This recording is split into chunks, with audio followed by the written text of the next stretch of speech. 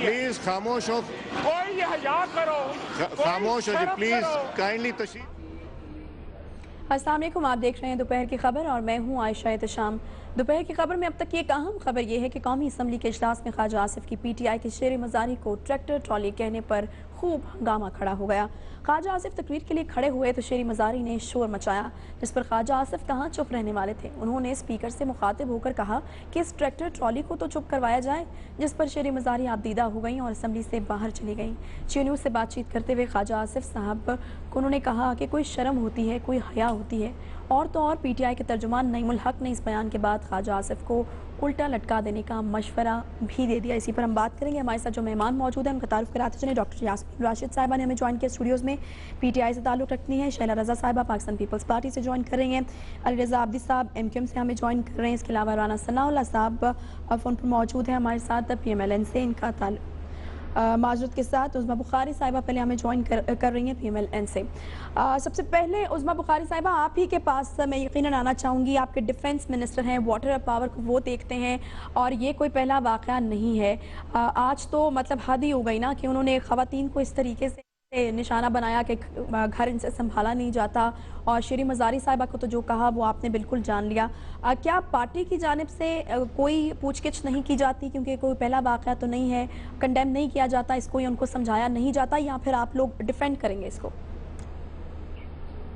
जी शुक्रिया। देखिए, पहले तो मैं ये बात ज़रूर कहना चाहती हूँ कि ये कोई पहला वाक़या अनफॉर्चुनेटली नहीं हुआ।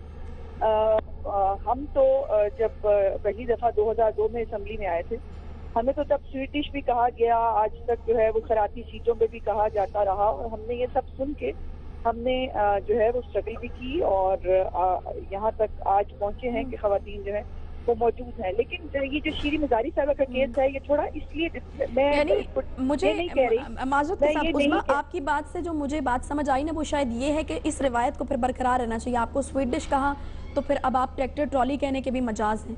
आपको इस चीज़ का राइट है कि आप कुछ भी कहेंगे। ये रिवायत तो खत्म होनी चाहिए थी ना। चलें, उनकी तरफ से तो नहीं, आपकी तरफ से खत्म हो जाती। नहीं, देखिए, जो मुझे कहना है वो मुझे आप कहने देंगी तो आप मतलब खुद नतीजा अखज़ नहीं कर सकती ना। मैंने बात अभी पूरी की नहीं। मेरी गुजारिश ये है कि असम्बली के अंदर जब एक दूसरे को जब आप बात करने का मौका देते हैं, फिर दूसरे को बात सुनने का हौसला भी होना चाहिए।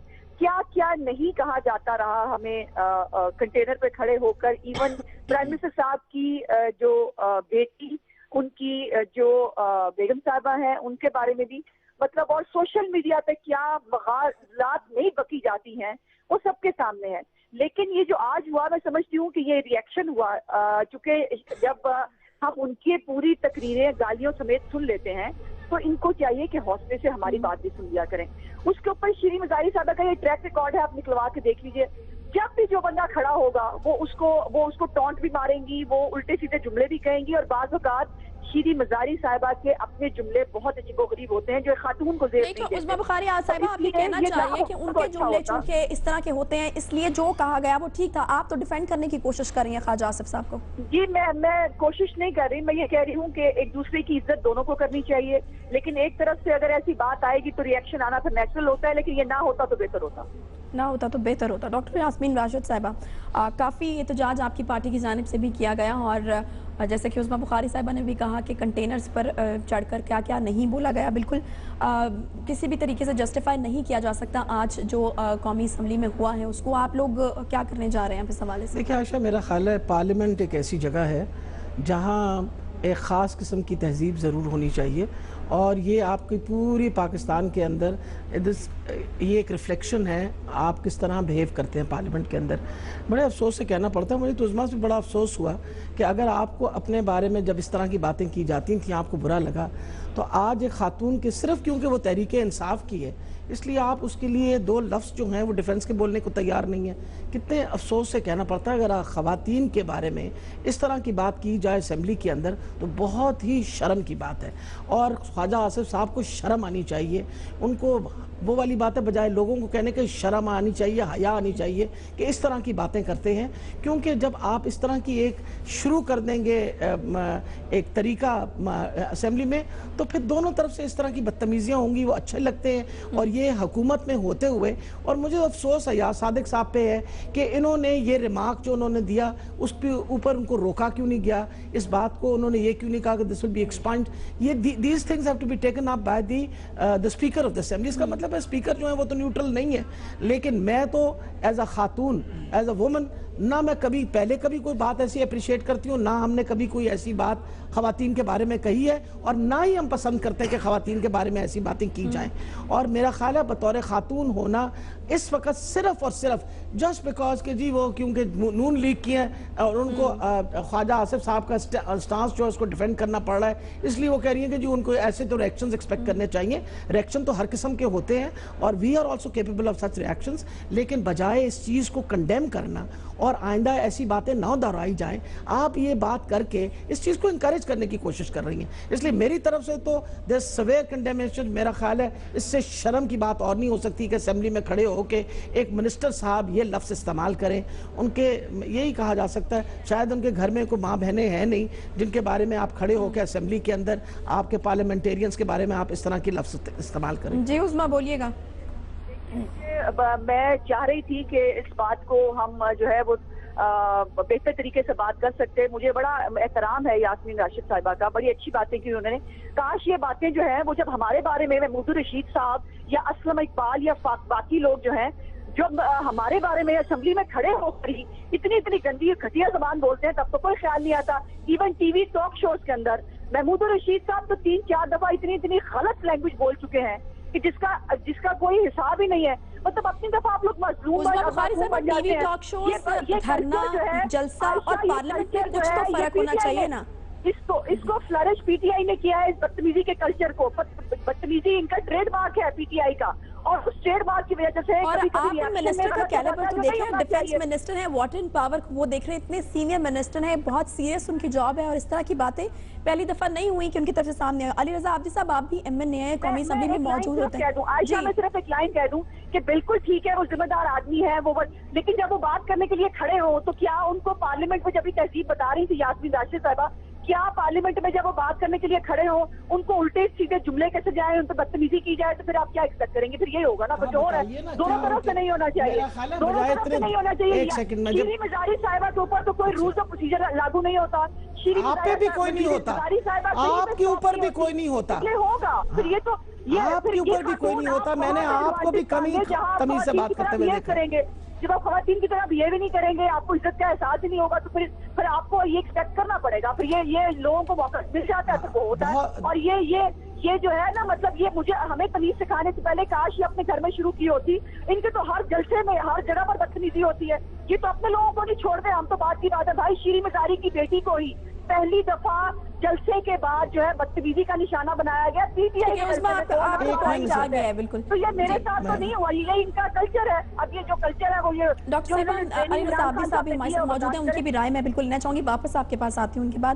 علی رضا عابدی صاحب آپ بھی ایم این اے ہیں، قومی اسمبلی میں موجود ہوتے ہیں، کہ آپ کیا سمجھتے ہیں اور خاص طور پر ایم کیو ایم کا کیا سٹانس ہے اس ساری صورتحال کے اوپر، اور پرسنلی آپ کیا سمجھتے ہیں کہ جب اس طرح کی گفتگو پارلیمنٹ میں ہوتی ہے تو کیا امیج بنتا ہے؟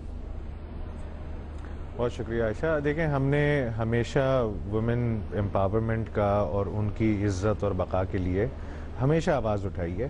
اور اسمبلی میں بھی آئی ایم سرپرائزڈ کہ جب میں بھی 2013 میں پہلی دفعہ گیا تو اس کے بعد کبھی اپوزیشن کی سائڈ سے یا پھر کبھی ٹریجری بینچز سے جب بھی خواتین اٹھ کے بات کر رہی ہوتی تھیں، ان میں سے اگر کسی نے کوئی تھوڑی سی سخت بات کر لی ہوتی تھی تو دوسری طرف سے آوازیں کسی جاتی تھیں. یہ تو خواجہ آصف صاحب کی اپ برنگنگ، ان کا بیک گراؤنڈ، ان کا کلچر، ان کا تہذیب، طریقے یہ سامنے آئے ہیں آج، جو کہ اسمبلی پہ انہوں نے محترمہ شیریں مزاری کو اس طرح کے لفظوں سے پکارا.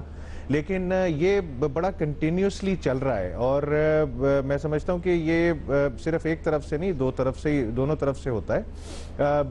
انہوں نے صحیح کہا کہ جی جب کنٹینر کی چھت پہ کھڑے ہوئے تھے تو اس وقت جو زبان استعمال کی گئی تھی وہ بھی سب کے سامنے تھی، لیکن فلور آف دا ہاؤس خواجہ آصف صاحب نے جو زبان استعمال کی ہے وہ ٹوٹلی ان ایکسیپٹیبل ہے.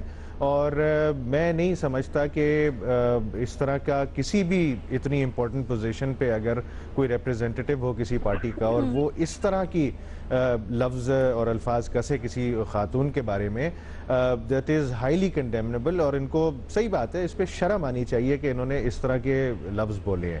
تو اس سے ظاہر ہے ایک پارٹی پہ بھی اس کی بھی ریفلیکشن آتی ہے، ایک ووٹ بیس کی بھی ریفلیکشن آتی ہے، اپنی اپ برنگنگ کی بھی ریفلیکشن آتی ہے کہ کس طرح کا شخص ہم نے اسمبلی میں بھیجا ہوا ہے جو کہ اس طرح کے موقعوں پہ کس طرح کی زبان استعمال کرتا ہے۔ ڈاکٹر صاحب آپ کچھ کہنا چاہ رہے ہیں؟ دیکھیے میں یہ کہنا چاہ رہی ہوں کہ ہمیشہ ایک وتیرہ ہے ان کا نون لیگ کا to become rather than acknowledging their fault, بجائے یہ کہ اپنی غلطی تسلیم کرتے ہوئے، یعنی مجھے افسوس بار بار اس بات پہ ہو رہا ہے کہ خاتون ہونے کے باوجود عظمیٰ نے جس طریقے سے ابھی بات کی اور ڈیفینڈ کر رہی ہیں کہ جی خواجہ آصف صاحب نے یہ بات کہی، میرا خیال ہے کوئی پڑھا لکھا انسان ہو یا کوئی بھی خاندانی بندہ ہو وہ کبھی اس بات کو اپریشیٹ نہیں کرے گا، اور میں یقین سے بتاتی ہوں کہ کبھی خواتین کے بارے میں کبھی بری لینگویج نہیں استعمال کی۔ یہ جو مرضی شور مچاتے رہے، لینگویج اباؤٹ ادر لیڈرز، مرد ایک دوسرے کے اوپر جو بات کرتے ہیں وہ علیحدہ بات ہے،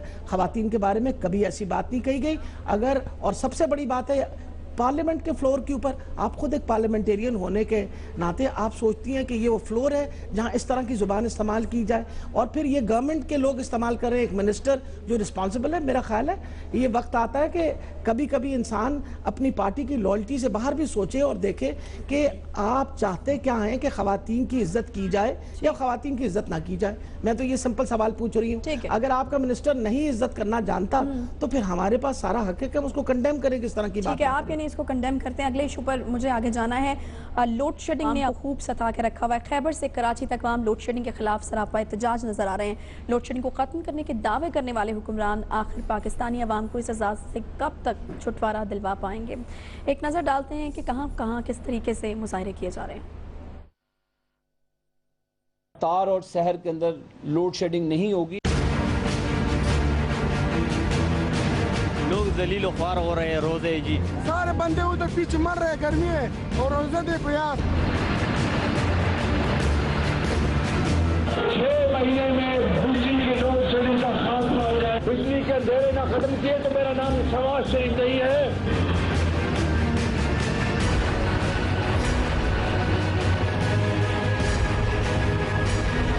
انشاءاللہ تعالیٰ اس ریٹ کے اوپر چلتے رہے تو حسین نواز صاحب کے پوتے تک شاید لوڈ شیڈنگ ختم ہو جائے، اس حکومت میں تو نہیں ختم ہونے والی۔ جواد پال ہماری نہیں جا رہی ہے، واپس دوبارہ ہم کوشش کریں گے کہ رابطہ کرنے کی کہ کوئٹہ میں کیا صورتحال ہے۔ اس کے علاوہ ہم چاہ رہے ہیں ملک کے دیگر شہروں سے بھی صورتحال، کیونکہ اس طرح کی چیزیں بہت زیادہ رپورٹ ہوئی ہیں کہ بہت زیادہ لوڈ شیڈنگ کی جا رہی ہے۔ حکومت بار بار یہ دعوے کر رہی ہے کہ سحری کے اوقات میں اور افطاری کے اوقات میں جو ہے وہ لوڈ شیڈنگ نہیں کی جائے گی، لیکن اس کے باوجود لوڈ شیڈنگ کا سلسلہ جاری ہے اور عوام شدید اذیت میں مبتلا ہیں۔ سلمان اشرف ایک بار پھر سے ہمارے ساتھ لائن پر موجود ہیں۔ سلمان، کوئٹہ میں کیا صورتحال ہے لوڈ شیڈنگ کی؟ جی کوئٹہ کی صورتحال اگر بتائی جائے تو میں شہریوں کو شدید مشکلات کا سامنا کرنا پڑ رہا ہے۔ تقریباً 6 سے 8 گھنٹے کی لوڈ شیڈنگ جو اعلانیہ جاری ہے، جبکہ غیر اعلانیہ لوڈ شیڈنگ جب وابڈا والوں کا دل کرتا ہے، کیسکو والوں کا دل کرتا ہے وہ سوئچ آف کر دیتے ہیں، جس سے شدید مشکلات کا سامنا کرنا پڑ رہا ہے۔ شہر کے متعدد علاقے ایسے ہیں جہاں بالخصوص شہری اور افطاری میں تو اگر بجلی موجود ہوتی ہے لیکن فوراً اس کے بعد ہی بجلی کا سوئچ مین سوئچ آف کر دیا جاتا ہے، جس سے لوگوں کو شدید مشکلات کا دوپہر، شام اور رات کے اوقات میں وہ بجلی لے جاتے ہیں جب لوگوں کے سونے کا وقت ہوتا ہے اور شدید گرمی کے باعث انہیں شدید مشکلات کا سامنا کرنا پڑتا ہے۔ جی بہت شکریہ سلمان اشرف، ہمیں اپڈیٹ کر رہے تھے کوئٹہ سے۔ اس سے پہلے لاہور سے بھی ہم نے اپڈیٹس لی تھی۔ پشاور لیے چلتے ہیں آپ کو، جہاں محمد نعمان موجود ہیں۔ نعمان، پشاور میں کیا صورتحال ہے؟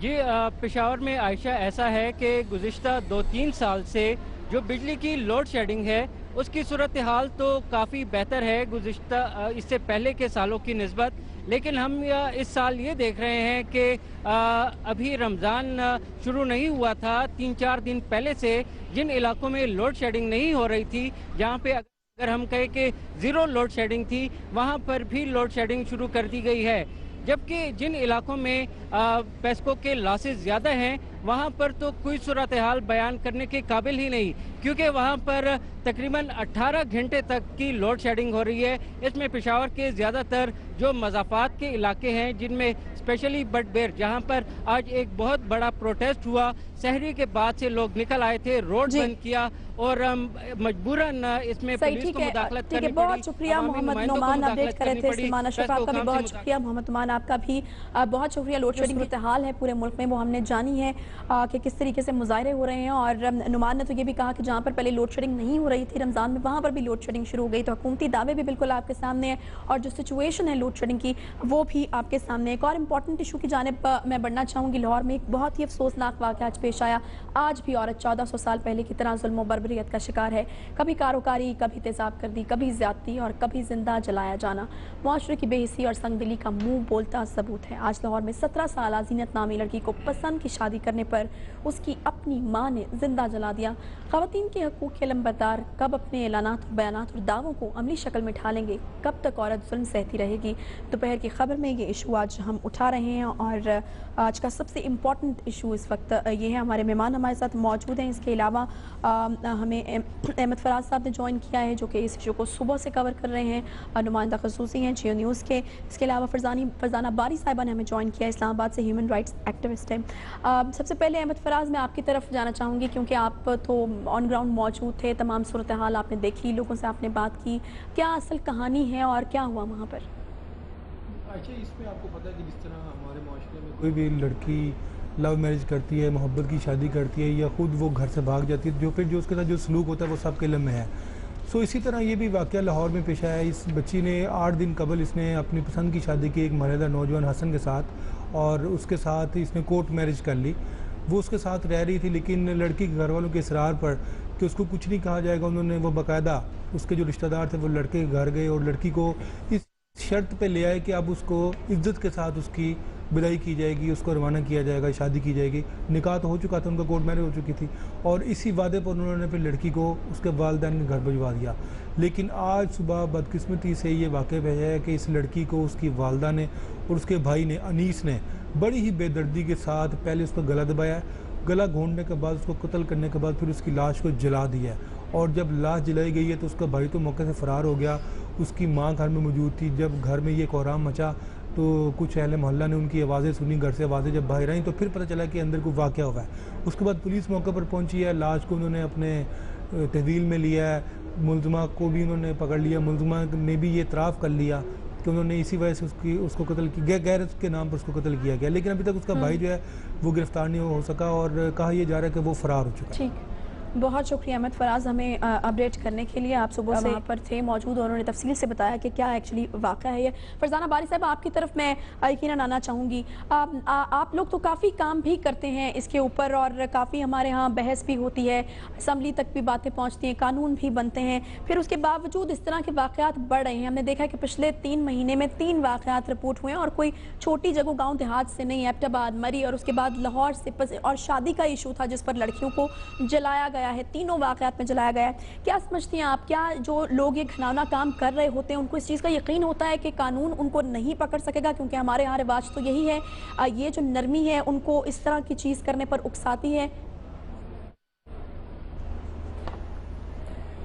देखिए, मैं तो बार बार हम लोग इन वाक़यात की हर वक्त मज़म्मत करते हैं और हमें किसी भी तरह की कोई बेहतरी नज़र नहीं आ रही है। मैं समझती हूँ कि पाकिस्तान में जितनी तेज़ी के साथ ख़वातीन के हवाले से तशद्दुद के वाक़यात सामने आ रहे हैं, तो पाकिस्तान में तो एक एमरजेंसी डिक्लेयर करने की ज़रूरत है कि जो भी औरतों के हवाले से जो तशद्दुद के वाक़यात हैं उनके अंदर ज़ाहिर एक बहुत बड़ी वजह तो यही है कि कल्चर ऑफ इम्प्यूनिटी है कि हम ये देखते हैं कि सजाएं लोगों को, इवन वो केसेस जो मीडिया में रिपोर्ट भी होते हैं उसके ऊपर जो है वो चीफ जस्टिस वो मोटो नोटिस भी लेते हैं, चीफ मिनिस्टर के नोटिस भी आ जाते हैं, लेकिन जो हम नहीं सुनते वो ये नहीं सुनते कि उन लोगों को सजाएं हुई हैं। अगर सजाएं, एक तो ये कि फौरी तौर पर सजाएं होती नहीं है और दूसरा ये कि वो फिर पब्लिक के नोटिस में नहीं होती, तो उस वजह से भी क्योंकि एक ओवरऑल सोसाइटी के अंदर जो एक गैर सेहतमंदाना रुझानात हैं वो बड़े तेज़ी के साथ उनमें इजाफा हो रहा है। तशद्दुद जो है हर तरह का आप देखें कि उसके अंदर इजाफा, एक जो ओवरऑल हमारा इन्वायरमेंट है जिसके अंदर बहुत ज़्यादा मैं समझती हूँ कि जो एक इंतहा पसंदी की सोच है, एक बहुत स्ट्रॉन्ग पेट्रियार्कल जो माइंडसेट है, लोगों को एजुकेट हमने नहीं किया तो एक जहालत का वो जो सो कॉल्ड इज़्ज़त गैरत, और उस कॉन्टेक्स्ट के अंदर आप देखें कि लोगों में जो एक जब एहसास बेगानगी सोसाइटी के अंदर बढ़ता है तो फिर इस किस्म के गैर सेहतमंदाना जो तशद्दुद और इस तरह की जो चीज़ें हैं वो माशरे के अंदर उनमें तेज़ी से इजाफा होता है, क्योंकि हमारा गवर्नेंस स्ट्रक्चर जो है खास तौर पे क्रिमिनल जस्टिस सिस्टम जो है वो बिल्कुल गैर मुअस्सर होके रह गया है। तो उसकी वजह से हम ये देखते हैं कि ज़ाहिर है कि जो कमज़ोर है उसके खिलाफ आप देखेंगे कि तशद्दुद के वाक़यात बढ़ेंगे, यानी औरतों के खिलाफ, बच्चों के खिलाफ, गैर मुस्लिम पाकिस्तानियों के खिलाफ, ट्रांसजेंडर के खिलाफ आप देखें कि रिसेंटली कितने वाक़यात हुए। तो वो एक सोसाइटी के अंदर जो है कि जो पसमानदा जो ज़्यादा कमज़ोर तबके होते हैं उनके खिलाफ जो है वो एक, क्योंकि रूल ऑफ लॉ नहीं है तो उसके हवाले से वो एक तशद्दुद का जो एक ट्रेंड है, रुझान है, वो आ जाता है सोसाइटी के अंदर। तो सोशियोलॉजिकली मैं समझती हूँ कि हमारी सोसाइटी रज़ा साहिबा की जानिब मैं जाना चाहूँगी, फरजाना बारी साहिबा उनसे भी उनका कमेंट लेते हैं। शैला रज़ा साहिबा, आप क्या समझती हैं कि एजुकेशन का कितना बड़ा किरदार होगा अगर लोगों को एजुकेट किया जाए, उसकी कितनी कमी है? जब मज़हब इस चीज़ की इजाज़त देता है पसंद की शादी करने की बच्चों को, तो वो सोसाइटी का प्रेशर इतना ज़्यादा हावी क्यों हो जाता है लोगों पर कि वो इस तरह के इज़्ज़त के लिए काम करने पर बिल्कुल उनको बुरा नहीं समझते? अभी माँ ने आकर मीडिया के सामने इतराफ़ किया और उसने कहा कि मुझे कोई गिल्ट नहीं है। भाई वालेकुम अस्सलाम। शैला साहिबा, शैला रज़ा साहिबा, आप सुन पा रही हैं हमें? जी मैं बिल्कुल सुन पा रही हूँ आपको। अस्सलाम वालेकुम। वालेकुम सलाम। जी शैला साहिबा, जानना ये चाह रहे हैं कि लाहौर में जो वाक़या पेश आया है, आप क्या समझती हैं एजुकेशन की किस हद तक कमी है और कितना एजुकेट करने की ज़रूरत है लोगों को? जब रिलीजन, जब मज़हब इस चीज़ की इजाज़त देता है कि पसंद की शादी की जा सकती है, तो फिर सोसाइटी के प्रेशर्स इतने हावी क्यों हो जाते हैं कि वो इस तरह का घिनौना काम करते भी हैं और उस पर शर्मिंदा भी नहीं होते? अभी उस लड़की की जो माँ है वो मीडिया के सामने है और उसने कहा कि उसको कोई शर्मिंदगी नहीं है जो उसने किया उस पर। सबसे पहले तो शुक्रिया आयशा, आपने मुझे अपने प्रोग्राम में शामिल किया, और आपके और मेरे और किसी भी वो शख्स जो ज़रा भी सीने में दिल रखता है उसके जज्बात इस वक्त एक हो सकते हैं, घिनौना कहें क्या कहें, और जहाँ पे अपनी मर्ज़ी से इस्लाम में फ़तवे दिए जाते हों और मज़हब को जो है वो फतवा फैक्ट्री बना लिया जाए और जो दिल चाहे कभी औरत के लिए कर दिया जाए, कभी उसको हल्के फुल्के तशद्दुद के फतवे आए, तो ये चीज़ें हैं। वैसे ही तालीम की कमी है और फिर इस तरह के फतवे, तो ये रस्म व रिवाज, और एक तरफ हमारा दावा है कि हेलो जी जी आप लाइन हेलो सुन पा रहे हैं? आई थिंक आई एम हाँ, एक तरफ हमारा ये दावा और है और ईमान है कि हमारे रसूल ने आके तमाम रस्म व रिवाज जो है फजूल उसको ख़त्म कर दिया था, और यकीनन जब भी आज हम लोग आगे यहाँ पे नज़र आते हैं कि लेकिन जब अपनी मर्ज़ी से इस्लाम बेचा जा रहा हो और माशरे में इज़्ज़त ही ना हो, और तो फिर यही होता है। आज का वाक़या भी अगर आप देखें तो एक खातून को ट्रैक्टर ट्रॉली कह दिया गया सिर्फ उसे खामोश कराने के लिए। तो ये वो बातें हैं जिनकी वजह से आहिस्ता आहिस्ता फिर नीचे तक दूसरे मसले जो हैं वो जाते हैं। बड़े अफसोस का मुकाम है, यहाँ पर मुझे इस्लामी नज़रियाती काउंसिल का कोई फतवा नज़र नहीं आता, ऑनर किलिंग पे कुछ नज़र नहीं आता। हाँ, नज़र इस पे आ जाता है कि हल्का फुल्का तशद्दुद सही है और 13 साल की बच्ची की शादी सही है, या 17 साल की बच्ची अपने आप को दिफा नहीं कर पा रही वहाँ पे। डॉक्टर साहिबा, आप क्या समझती हैं नेशनल लेवल पर जो इस तरह के वाक़यात होते हैं, क्या वाकई जिस तरह के शैला रज़ा साहिबा ने भी कहा कि ऊपर जिस तरह की चीज़ें हो रही होती हैं तो नीचे उनके असरात आते हैं? जिस तरह ख्वाजा आसिफ अली बात उन्होंने की, उसके अलावा इस्लामी नज़रियाती काउंसिल की जानिब से जो चंद चीज़ें पिछले दिनों सामने आई थी और काफ़ी उन पर एहतजाज भी किया गया। इस तरह की जब चीज़ें सामने आती हैं तो शायद औरत के हवाले से एक इमेज बन जाता है और औरत को कमोडिटी समझने लगते हैं लोग, और इज़्ज़त जो है वो औरत पर ही आके ख़त्म हो जाती है। असल में आयशा, शैला ने बहुत अच्छी बात कही। हमने अपने मुल्क के अंदर अगर कोई ऐसे कानून बनाए जिसके से हम ख़वातीन को प्रोटेक्ट कर सकें, उन पे कभी इम्प्लीमेंटेशन नहीं हुई। उन पे कभी यानी इम्प्लीमेंटेशन तो कुजा, उसके ऊपर सवाए एतराज़ात के और कोई बात नहीं। अगर पंजाब के अंदर वुमेन प्रोटेक्शन बिल आ गया तो उसके ऊपर Islamic ideology council of Islamic ideology نے اعتراضات کرنے شروع کر دیے، اور افسوس سے کہنا پڑتا ہے کہ ہم ویسے تو پیروائی ایسے انسان کی کرتے ہیں حضرت محمد صلی اللہ علیہ وسلم، جو اتنی عزت عورتوں کی کرتے تھے، خاص طور پہ اپنی بیٹی کی عزت میں تو وہ کھڑے ہو جایا کرتے تھے، وہ کمرے میں آیا کرتی تھی. ہم بات ان کی کرتے ہیں اور پھر ہمارا رویہ کچھ اور ہے. یعنی ہم سے بڑا منافق تو کوئی اور ہو ہی نہیں سکتا کہ بات ہم اسلام کی کرتے ہیں اور منافق ہو کے ہم اپنی بچیوں کو قتل و غارت کرتے ہیں. اب یہ عورت جو ہے جس نے اپنی بچی کو قتل کیا ہے، میں آپ کو پوری تسلی سے کہتی ہوں، مجھے نہیں پتا انویسٹیگیشن کیا ہوگی، بھائی نے قتل کیا ہے، یہ 100% بات ہوئی، کیونکہ بھائی کی غیرتیں، سب بھائیوں کی غیرتیں جو ہیں وہ ان بہنوں کے لیے جاگ جاتی ہیں. اور اس کے بعد ماں نے میرا خیال ہے اس کو کور کرنے کے لیے ساری ذمہ داری اپنے اوپر لے لی ہے، اپنے بیٹے کو پروٹیکٹ کرنے کے لیے. اور افسوس سے کہنا پڑتا ہے، یعنی اگر عورتیں ہماری پڑھی لکھی ہوں، اور یہ جو پیئر پریشر جو بن جاتا ہے نا کہ جی محلے میں لوگ کیا کہیں گے، خاندان والے کیا کہیں گے، ڈھمکان کیا کہے گا، یہ جو ہمارے لیے ایک بہت بڑا عذاب ہے کہ لوگ کیا کہیں گے، اس کے بیسس پہ آپ اپنی اولاد کو قتل و غارت کر دیں. اس سے زیادہ کیا افسوس کی بات کیسی کہی جا سکتی ہے. اور میں کہتی ہوں اس میں ہم سارے ذمہ دار ہیں. ہمیں اس کے اوپر اتنا شور مچانا چاہیے اور اتنا ہنگامہ کرنا چاہیے کہ ہماری بچیاں جو ہیں ان کو کسی قسم کی پروٹیکشن ہی نہیں ملتی. یہ کہاں کا لکھا ہوا ہے اصول کہ بھئی اگر بچی اپنے مرضی سے شادی کرنا چاہتی، کہیں رکاوٹ ہے، کہیں مذہب میں اس کے اوپر. یہ اب جو خاتون آپ کو جو اعتراف کر رہی ہے، وہ خود آپ دیکھ لیجئے کہ پڑھی لکھی خاتون نہیں ہے، اس کے اوپر پریشر اپنے سارے خاندان کا پڑا ہوگا، سارے گھر والوں نے لان تان کی ہوگی، سب نے ملامت کی ہوگی، وہ تو آدھی پاگل ہو گئی ہوگی. اتنا شور اور واویلا مچانے کے ساتھ ساتھ ہم کوئی عملی اقدامات بھی کر سکیں جی میں یہی کہنے لگی ہوں کہ اپنی بچیوں کو محفوظ بنانے کے لیے. ایک اور اہم ایشو بھی یقیناً پروگرام کراچی، حیدرآباد سمیت پورے سندھ میں دکانیں اور پیٹرول پمپ معمول کے مطابق ہی کھلے رہے. اسی پر آج ہم بات کریں گے دوپہر کی خبر میں. ہمارے ساتھ ہمارے بالکل جو مہمان موجود ہیں، علی رضا عابدی صاحب MQM سے. سب سے پہلے میں ان کی طرف آنا چاہوں گی. عابدی صاحب، یہ جو اعتراض اٹھایا گیا ہے فاروق ستار صاحب کی جانب سے، انہوں نے کہا کہ اگر اطلاع دی جاتی پہلے سے تو ہم اپنے گھر کے دروازے ان کے لیے کھول دیتے. تو اس طرح کی سچویشن میں کیا یہ مناسب بات ہے، اور کیا واقعی اطلاع دی جاتی ہے یا پھر دینی چاہیے تھی، یا کوئی خاص طریقہ کار ہوتا ہے؟